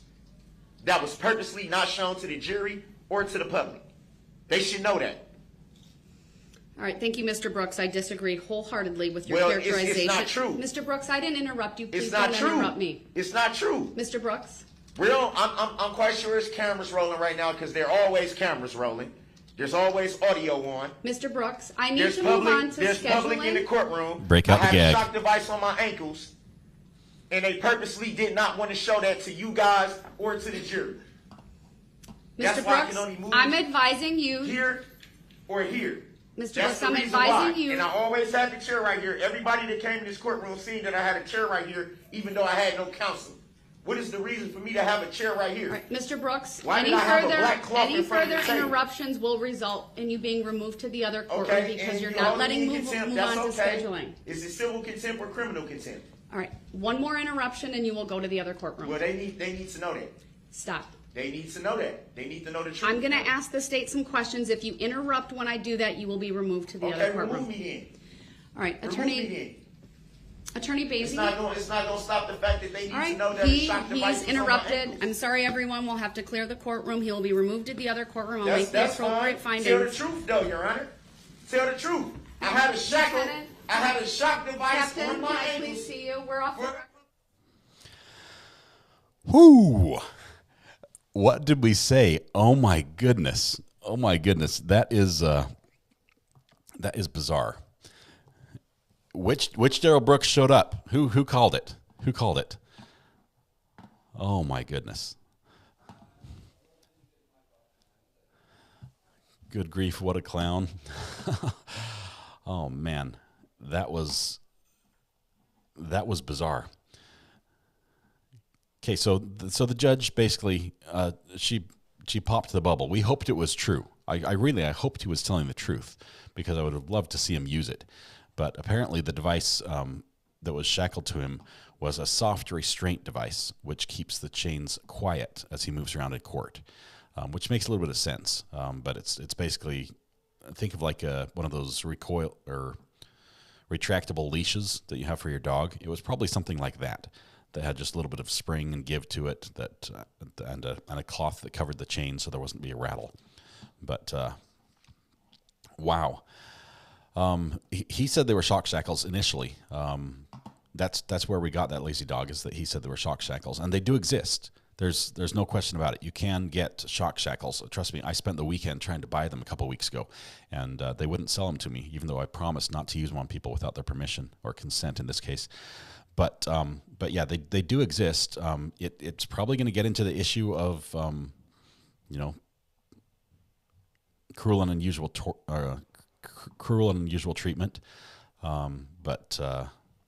But yes, they are a real thing, kitty cat. Let me just say, don't go Google it. Don't go Google it. Don't go Google the ball gag.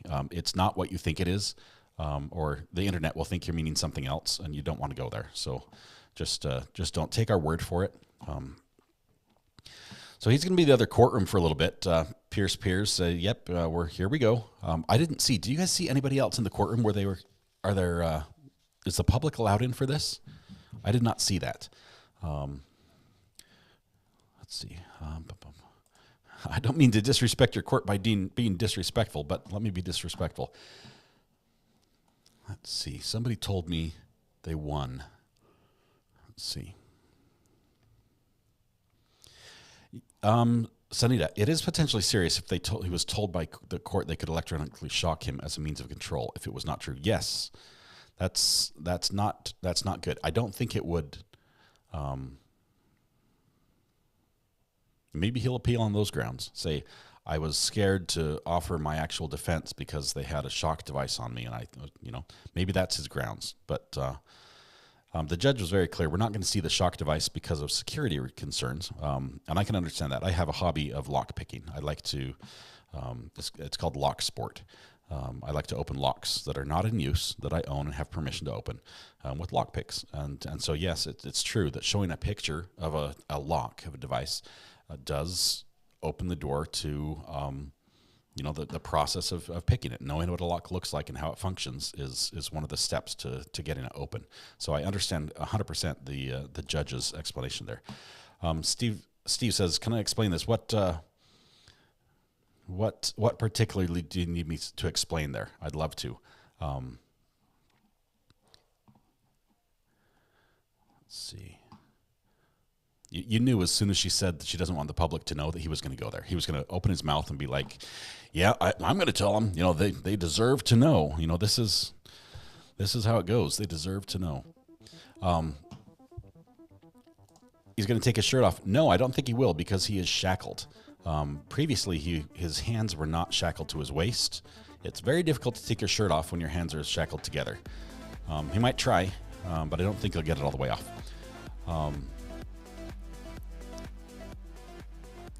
He told himself he isn't Darrell Brooks. Did you see him as she's saying, sorry about the typo on your name? He's looking at it, trying to see, how do I work this to my angle?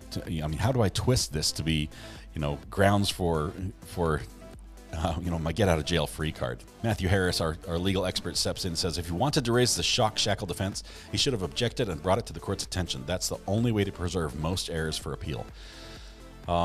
He did bring it up, but I'm not sure if it was an objection. It was mostly him just interrupting. Okay, here we go.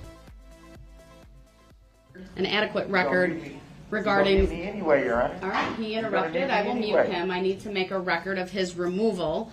The court did warn Mr. Brooks repeatedly that if he continued to be disruptive, the court would remove him to the other courtroom. It was my sincere hope that would not need to take place today. I gave him the final warning, and then I indicated I would be turning to the state to ask them some questions, and if he interrupted that process, he would be removed. He immediately interrupted that, and so the courtroom was closed. He was put into the other courtroom. I have confirmed that the audio and visual technology is working.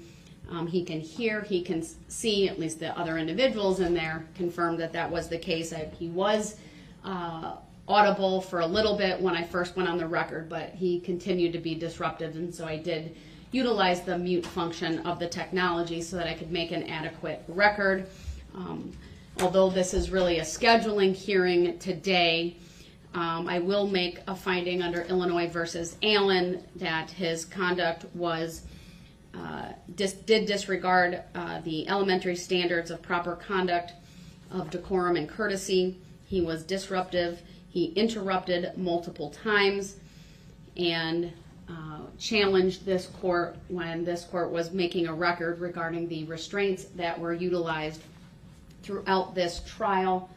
I'm not going to do it today, but I will at a later point in time. Perhaps after scheduling, I will have a deputy testify regarding the restraints that were utilized, so that there is a full and complete record about what was utilized and what was not utilized throughout this trial. It is absolutely false that a stun belt of any kind was used on Mr. Brooks. I don't know if he's receiving that information from other inmates, but that was not utilized in this case. It was a soft leg restraint setup, if you will, where he was shackled his ankles with the soft restraints and the soft strap so that it did not make noise. That was all attached to the table, and it is absolutely true that there was a black table skirt on the tables, both the state's table, the defense table, in this courtroom, despite Mr. Brooks believing that it was not done for his benefit. It was to shield that information from the jury. It's also true that at all times when he has been brought into court, it's been before the court has been open to the public. If this court needed to remove him to the other courtroom, it was also done with the courtroom closed to the public. That was, of course, a security decision made by the sheriff's department. They are in charge of his security as well as the court's security during any court proceeding in this courthouse. And it was their discretion and decision on what restraints would be utilized. And again, I'll go through that later and have a record made of what was utilized, including having one of the deputies identify what's on the exhibit. I'm not going to show that publicly. Again, there are security reasons. We don't, frankly, need inmates doing research or the public doing research on what these restraints are. There's an important security aspect related to keeping courts safe, keeping inmates safe, and that is why I'm sealing that information from public view so that their protocols and practices have that, frankly, veil of secrecy. It's important given the security issues. It's a law enforcement function, and that is my decision on that. As far as Mr. Brooks being in the other courtroom, again, I did that pursuant to the authority found in Illinois versus Allen. I did not hold him in contempt. Frankly, because it's a scheduling type hearing, I could simply have him taken back to the jail and he could appear by phone, but I've chosen to have him appear by video and audio means from the other courtroom. With that, I am going to address scheduling. I will be asking each party in turn how much time they believe they need to present their various sentencing remarks and whether anyone will be speaking on behalf. So I'll turn to the state first. Thank you, Your Honor. To date, we have indications from the victims or their families that 36 people would like to either have a statement read or they'd like to read it themselves. We have approximately 5 to 10 others that would like to submit one in writing, which obviously wouldn't impact the time that we would need on the sentencing date. I would think that the state's comments would be between a half an hour to 45 minutes in total.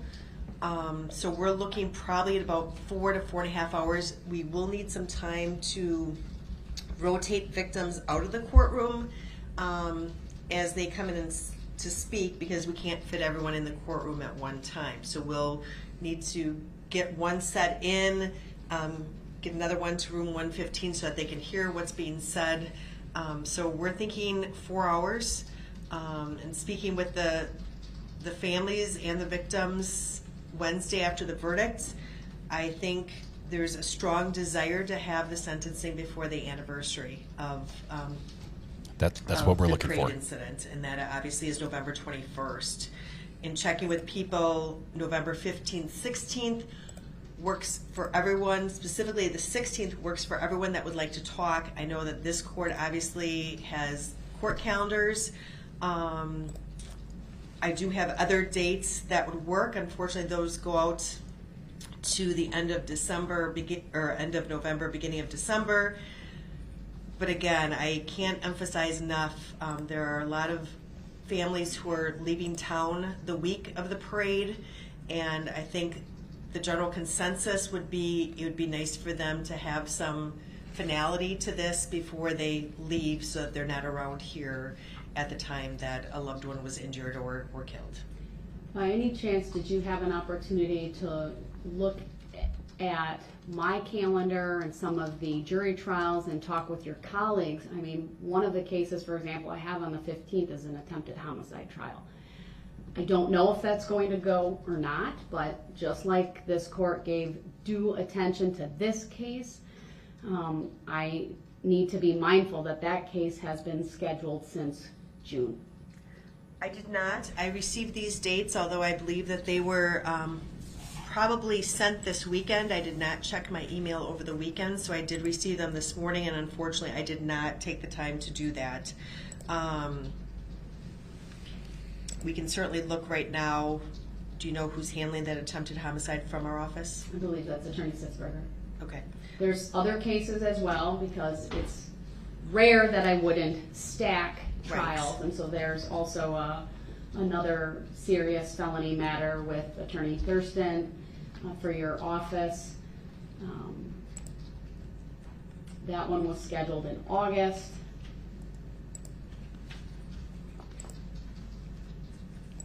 I have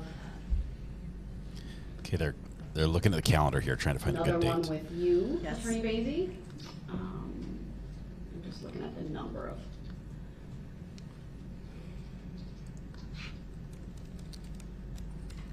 So the DA has basically suggested November 15th or 16th. 8 different defendants, many more cases, but 8 different defendants scheduled for jury trial on the 15th. The other thing is on the 16th, our CJCC has a very special meeting. I'm still the chair of that, and that is an anniversary of the CJCC that I do not want to miss.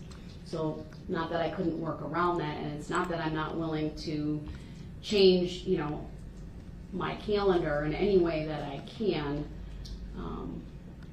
I can tell you, Attorney Witchow did reach out to Attorney Sitzberger. He indicated, and he said we could put this on the record, he's 98% confident that that will resolve, the attempted homicide will resolve. Attorney Thurston is not in the office today, so I can't speak to that trial.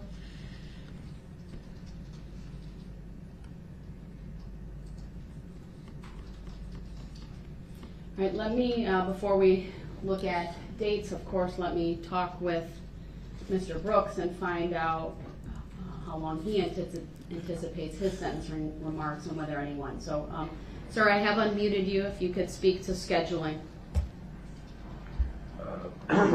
First, Your Honor, I would just like to say that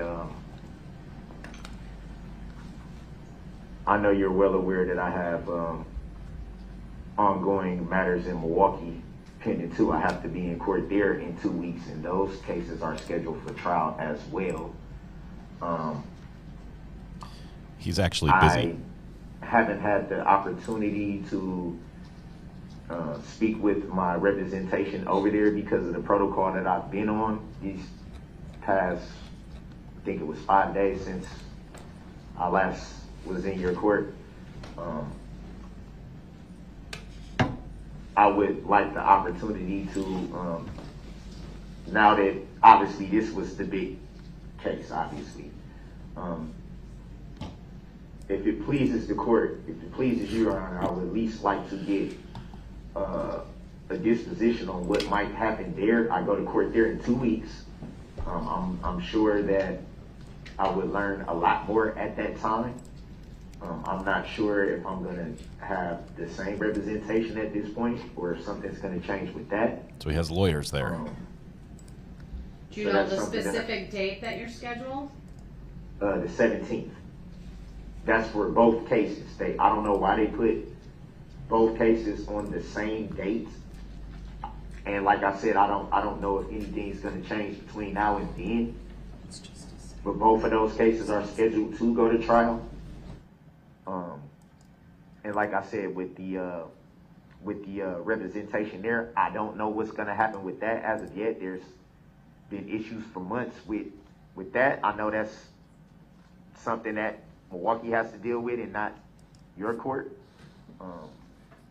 But it would be a great help to me to at least be able to find out what I can find out about what can possibly happen there, and to also do any work that I may need to do on my end to prepare for that. So I have looked at the dates. You are right. There's a hearing on the 17th at 2 p.m. The trial, though, in that case is not scheduled until December 12th. So my belief would be I could certainly see the judge in that case understanding if we had to go to sentencing, or I chose to go to sentencing on those dates. And it looks like, again, both cases are scheduled for those same dates. Yeah, it was kind of weird to me. The way they scheduled both cases on the same day was just kind of like, I didn't really understand why they did it like that. Well, let's talk about a related issue, and that is, do you anticipate anyone speaking on your behalf at the time of sentencing? I do. All right. I do. And do you know how many people you anticipate speaking on your behalf? I don't know an exact number, Your Honor. Rough estimate, there'd be 20 or more. I have not yet spoken with everybody, obviously, because of the protocol that I've been on. I haven't had the chance to. Essentially, some people will be traveling to Wisconsin from different areas, different states. And I know they've expressed wanting to be there to speak for that.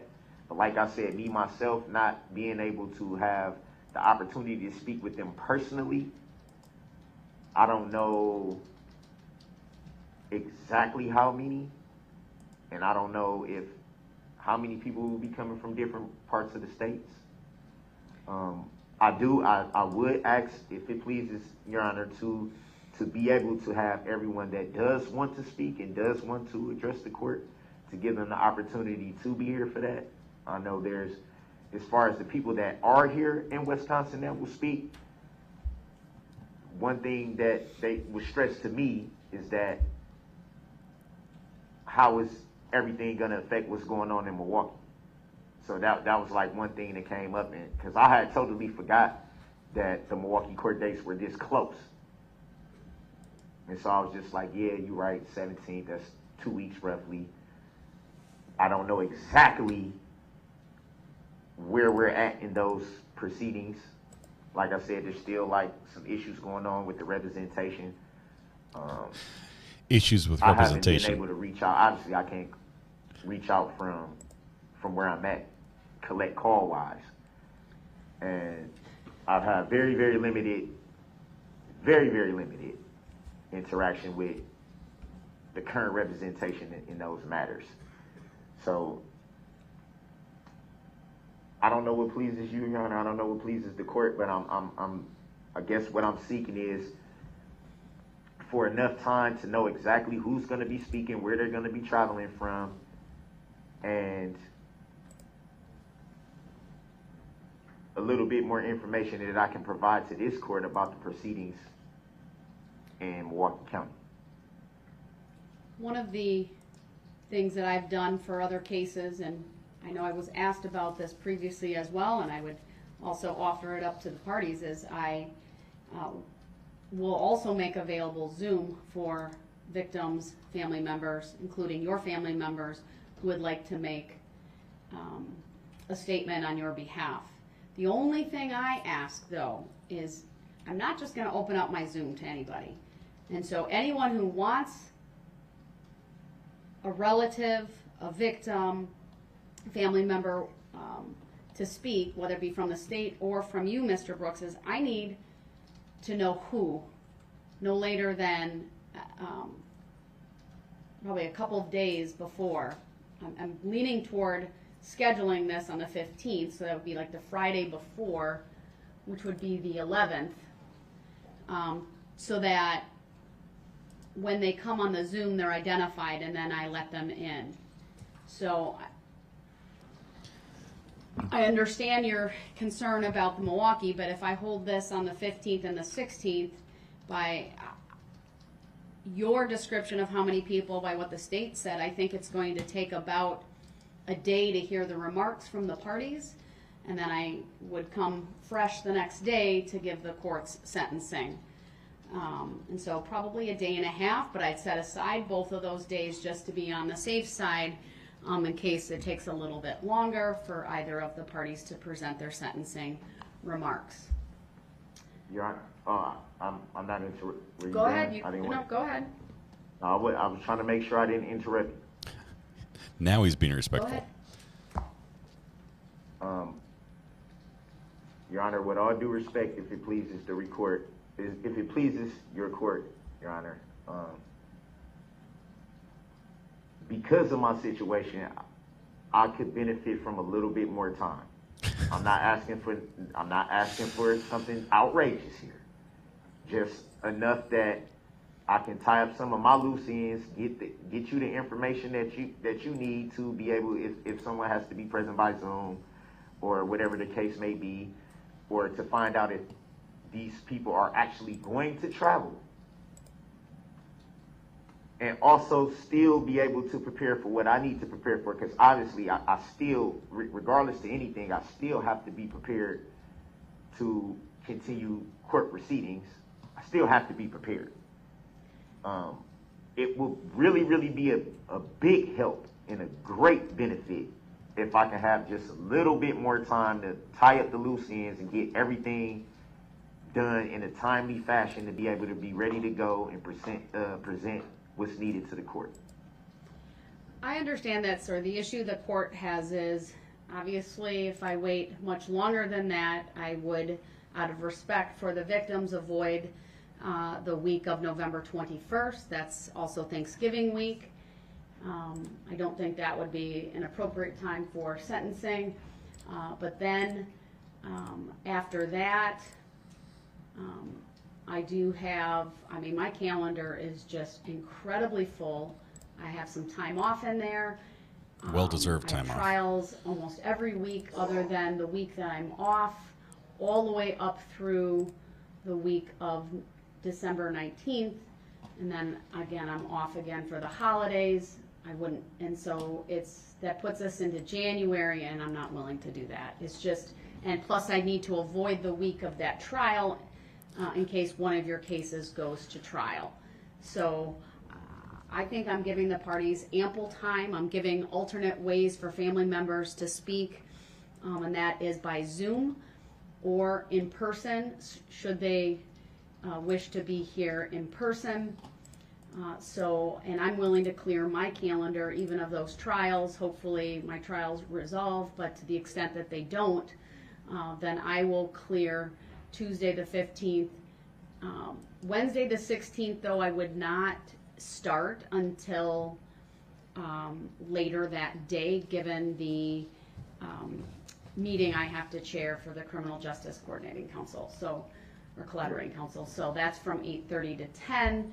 I need to talk with our executive director a little bit more, because I know we have a special type of meeting schedule, and I don't know if it will go longer. At a minimum, it would be safe to say the afternoon on that date, and no matter what, that would still clear Mr. Brooks to be in Milwaukee on the 17th.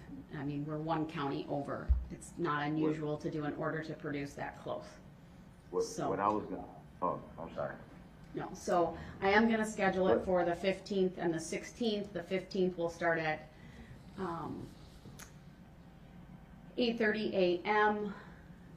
and depending on, I'll be ready to go no matter what on the 15th, and if the state takes into the afternoon and then Mr. Brooks needs the rest of that afternoon or into the next day, I will certainly make those accommodations.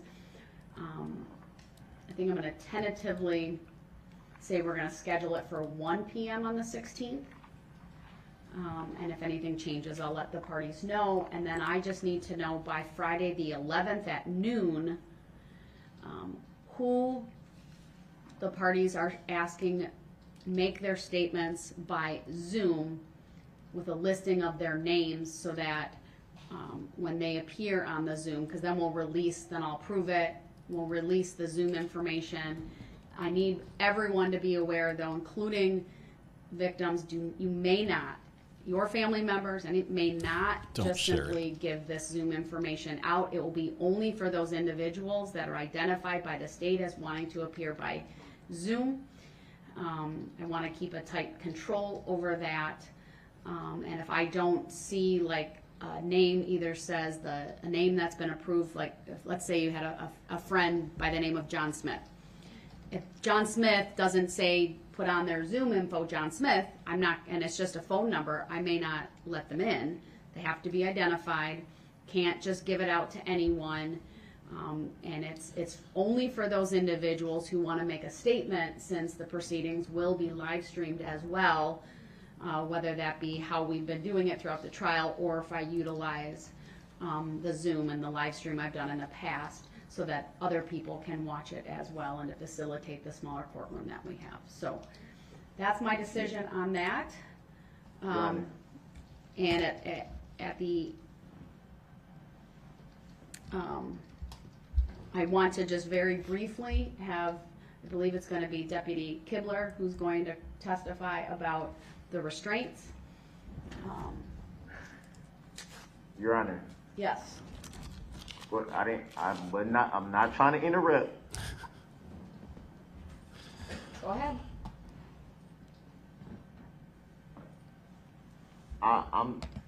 You said, when is this supposed to be? Because I'm definitely going to need a little bit more time than the 11th.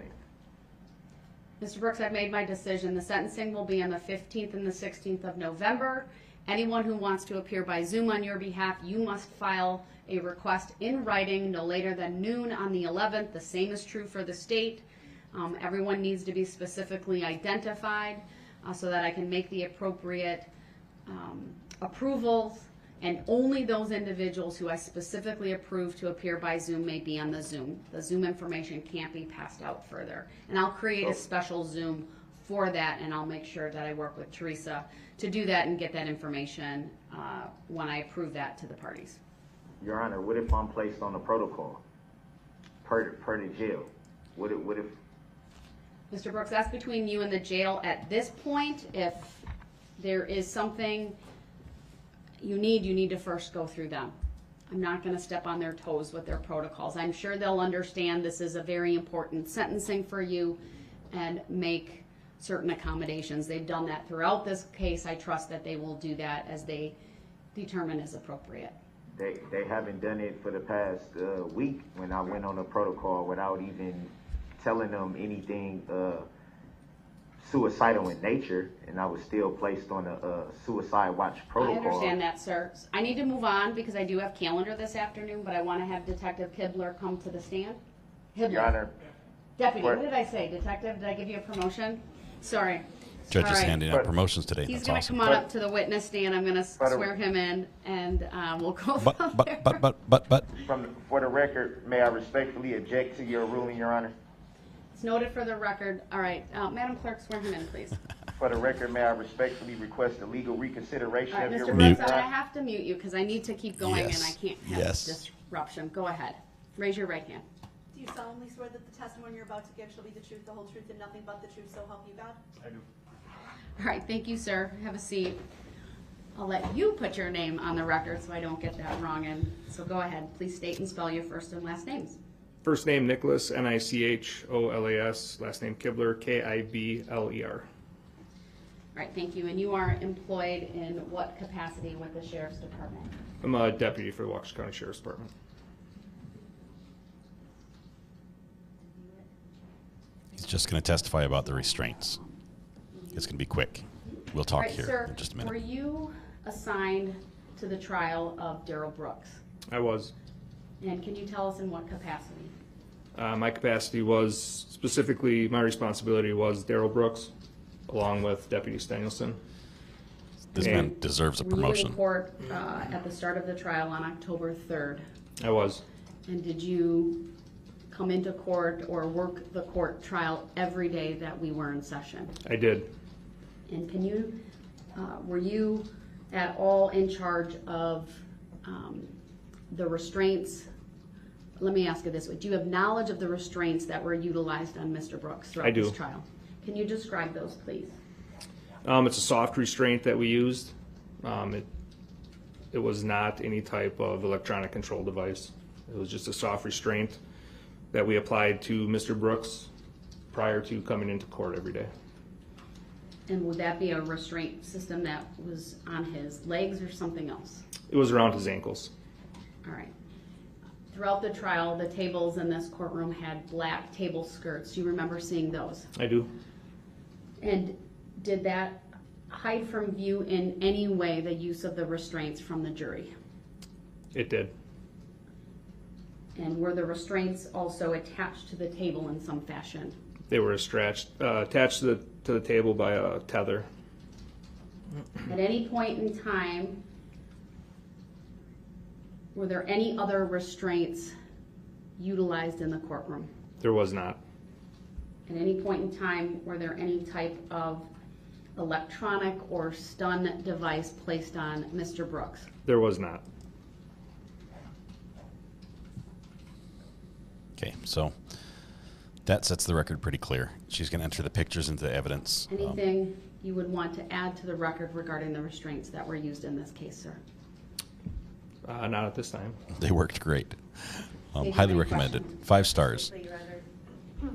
Sir, you indicated that the restraints were connected to the table through a tether, is that correct? Correct, and then we would secure them with a padlock. And how on the long was that restraint. tether? The tether that was in here was 4 feet.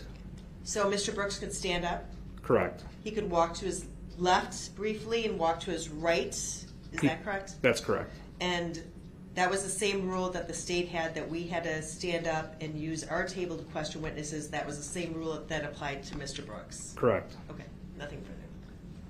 Mr. Brooks, you're muted. Do you have any questions regarding the restraint system as testified to by Yes. Deputy Kimber? Yes, I do. And Your Honor, you can't practice law from the bench. Your question, sir? So none of your fellow deputies told me that it was a shock device when I asked what was being placed on my ankles at the start of this trial. Not that I'm aware of. Not that you're aware of. Do you know for sure that I was So you're saying there's a chance. that they were a shock device? I don't believe that's the truth. I believe every time you had those devices put on, I was in there, and it was either myself or Deputy Stengelson putting them on, and I did not tell you that, nor did I ever hear Deputy Stengelson tell you that they were an electronic device. So you were here every single day for every single moment of the trial, Correct. and you never heard any deputy tell me that they were. Matter of fact, let me back up. Do you recall me asking what was being placed on my ankles? That I don't. If you did, we would have told you it was just an ankle restraint. And you said that it was an ankle restraint. Did it have any metal parts? Yes. And what are those metal parts? Metal part is where a strap went through and the locking device. And what are those, particularly, let's say He's trying to describe them for the public. a defendant in a trial attempts to, let's say, attack someone. What would be the purpose of those ankle restraints? The restraints we had on you would limit your movement, so if you did try to do anything, we would have had enough time to control you. And you state that, well, the prosecutors stated that the same rules were in effect for the defendant as the prosecution, but were they not allowed to put up exhibits to go to the front of the courtroom and put up exhibits? Objection. They might have a few times, but The record will reflect it was one time in the presence of the jury, and after that I called them on it and said that would not happen. And then after that, it was only with the permission of the court and then outside the presence of the jury. I don't believe that, Your Honor, you can practice law from the bench and answer the question that was asked to the... Mr. Brooks, I'm in charge of the record, not you, and the record's going I to didn't be say I was- accurate.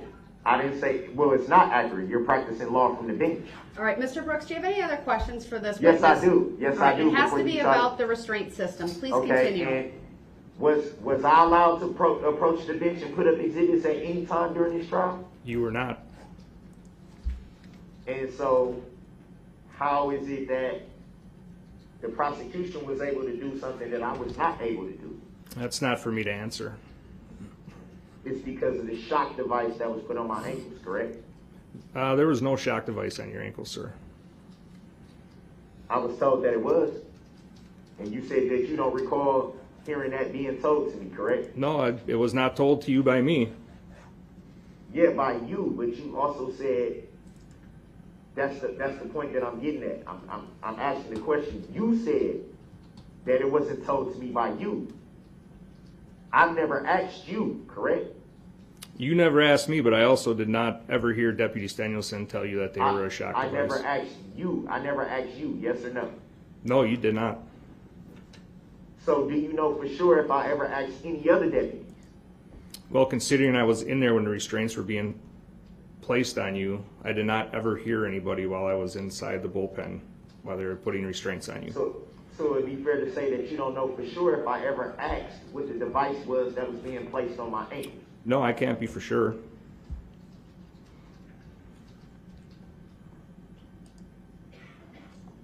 So how do you know I didn't ask? You don't have to answer that. That's argumentative.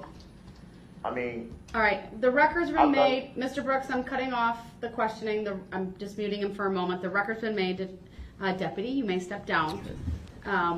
Mr. Brooks, if you have additional information that you want to provide to the court, I'd ask that you do so in writing and you provide the identity of any and all individuals you claim provided you with information that you were in a shock restraint. But I'll make a finding based upon the testimony of Deputy Kibler and also my knowledge of being in the courtroom every day and seeing Mr. Brooks being attached, meaning they would secure him to the table, they would unsecure him when he needed to move and other things. I'll make a finding that the soft restraint system was what was utilized and at no time was he ever in a shock type of device. All right, with that then, ladies and gentlemen, it is going to conclude the hearing today. We have the sentencing dates. I would also ask that any and all written material that either side wants this court to consider also be filed by the 11th by noon. So that's November 11th at noon. That will give this court ample time to review it ahead of the hearing on Tuesday, November 15th. All right, thank you everyone. We are in recess. The court's going to take a short break before I start with my remaining afternoon calendar. All right. That's where it ends. We're looking at the flag here on the feed one more time. But so we've got the dates. We've got November 11th is the date that's important for Darrell Brooks because the judge has ordered him to provide her with a list of all the people, all 20 or more, at least 20, I think that's what he said, all 20 or so people that are going to speak on his behalf. I don't know. Someone's asked the question about children, and someone will have to clarify on that. I'm not sure if children would be allowed to testify like his kids. I'm not sure about that. So he's got till then to produce that list. You guys remember when the whole pandemic thing started and Zoom first became a thing? And Zooms were being bombed by people. And by bomb, I mean like interrupted. So people would maliciously interrupt a Zoom. It sounds like with this such a high-profile case, that's a possibility here as well, because you've got people that that know some of the names of the witnesses or the family, friends, or relatives that are going to be speaking on someone's behalf, and they know the names of the victims, and they're going to want to testify by Zoom. And if someone lets out that Zoom room information, the trolls will have a heyday. And I hope that doesn't happen, because really that's going to be an environment where you want the victims to be able to speak and not just have it be a circus as well. But wow. Yeah, so we got the subject matter jurisdiction. Did anybody get a bingo? Did they get all their buttons filled? He pretty much raised everything. Let's see. Grumpy Cat says, I bet DB will refuse to provide a list. Let's turn this back on so you can see. There we go. On. Yeah, I think he's going to complain that he didn't have enough time, so he couldn't contact anybody. On suicide watch, apparently, from the moment he left the courtroom after the verdict was read till this morning, he's been in the protective clothing, the jumpsuit, or the smock, I think they called it. Yeah, wow. Yeah. Chickadee China Chinese Chicken says, maybe the guy who yelled to Darrell during the reading of the jury conviction will find a way onto Zoom. He might. It's a possibility. He may be a family member. He might get a chance again. Jay Hughes got bingo. Congratulations. He pretty much hit all of the hot buttons that we thought he would, except for flirty. I did not see flirty Darrell in this one. But he sure changed his tone. When she moved him to the other courtroom, didn't you see that? Suddenly it was Your Honor, and if it please the court, where before it was just yelling and, you're going to have to remove me type thing. A lot of you questioned whether or not he really has 20 friends. I think he probably has 20 friends, but I'm not sure if he has 20 friends that are willing to stand up and defend him right now. TW says, why was November 8th, election day, not addressed? Darrell has the right to vote in his mind. Depending on the state, yes, he may be able to vote. But I don't think that'll be an issue. He can vote by mail if that's a right in Wisconsin for him. So yeah, the 11th is a big day for him. He's got to have that. He also, right there at the end, the judge threw one more little bone to him that he's probably going to pick up on. Hopefully, the judge said also by that 11th date, in addition to that list that you need to have from everybody, I need any paperwork you want included for consideration. Now that might be the written statements from some of those family members or victims, because we know that there are some who will enter a written statement but don't want to speak. They don't want to be in the same room as him, basically. And so I think Darrell will hear that as an opportunity to try to enter all his filings into the record or into evidence, as he likes to say. So I wonder how that will go. Grumpy Cat. I've got to highlight that one. But so that's a big day for him. And then the 15th, November 15th, starting at 8:30 in the morning, that's when we're going to start having our victim statements. And 15th and then 16th in the afternoon, it'll continue if needed. And that's the victim statements and sentencing. Is that what I heard? Did you guys hear that same thing, that the sentencing will happen at the same time?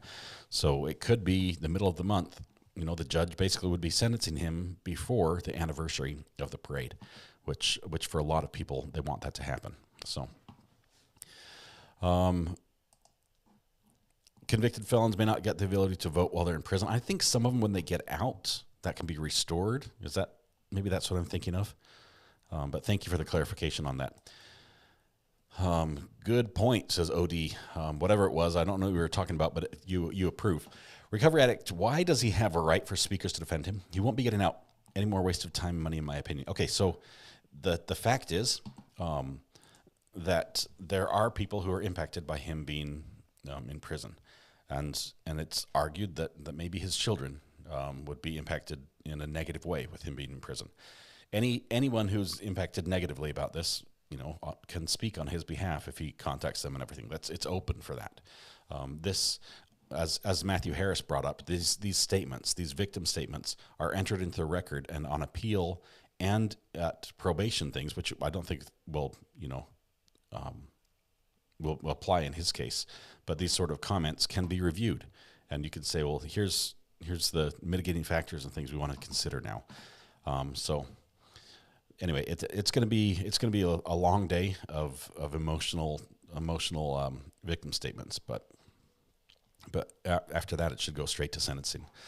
Churchy says, recovery addict, I'm away that week, but will do my best to hop on when I can. Wonderful, Churchy. We'll see what we can do to hook up during that time and keep you updated with the latest. Okay, Donna, you're doing a great job. As far as the family-friendly comments, obviously I'm not trying to gag everybody. See how you use that word? I'm not trying to gag everybody and not let you say anything. Just know that there are younger kids in here, so let's keep the comments family-friendly in that way. If you drop a curse word, a mild curse word in here, I'm not gonna kick you out or anything. I just let's try to keep it clean and friendly. We want the vibe, the whole vibe of the room to be friendly and fun that way, and witty and everything else. So that's what we're going to do. All right. Who thought that was what we were going to get? Oh, man.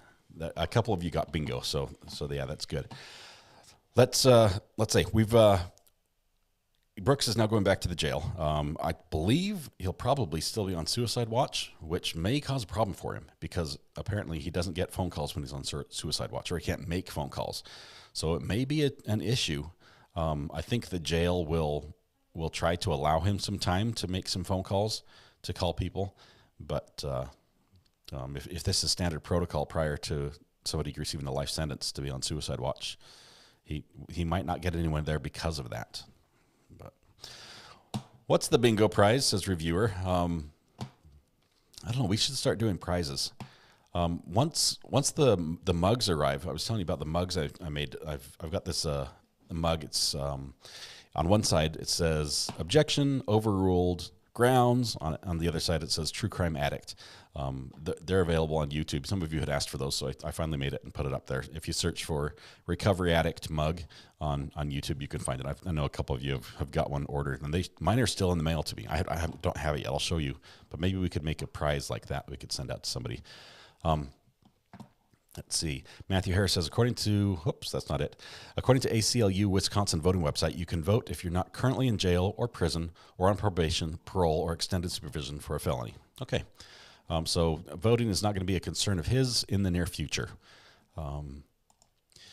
Christine, you missed out. We did cover the press conference about the Delphi murders, and the thing that we learned about those is that I believe his name was Richard Allen, the individual that was arrested. First of all, he's not cooperating with the police, and also we learned that he is being charged for the murders, and that's significant because there were probably some other crimes involving these two juvenile girls that were occurring.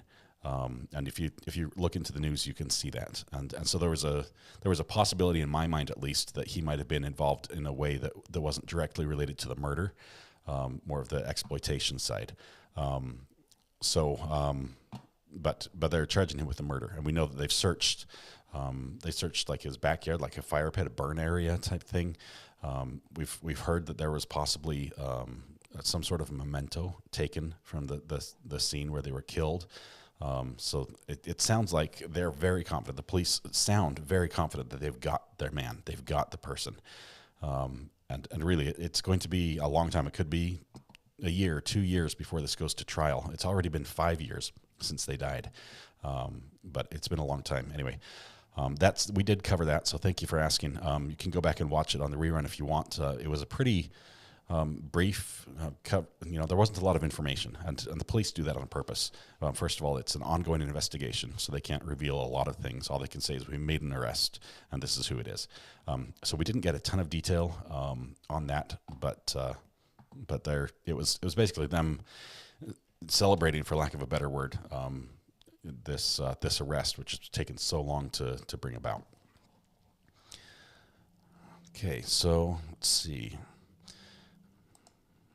That was pretty much standard for Brooks, says Ashley. I really felt bored of hearing him talk today. It was pretty normal. It's like, really? Angie says, I ordered my mug this morning. Anne, that's wonderful. I think you got the red or the pink one. I don't remember. Wonderful. Let me know how you like it. It says, Jay Hughes, a recovery addict, can you find out what his daily schedule is like, i.e. breaks, food, exercise? I don't know about suicide watch, but if he's in solitary, basically it's like 23 hours on your own and an hour out for exercise type thing. And he's obviously got a scheduled day for showers, which is once or twice a week. I don't remember. Yeah, it's somebody's definitely telling him what to do all the time.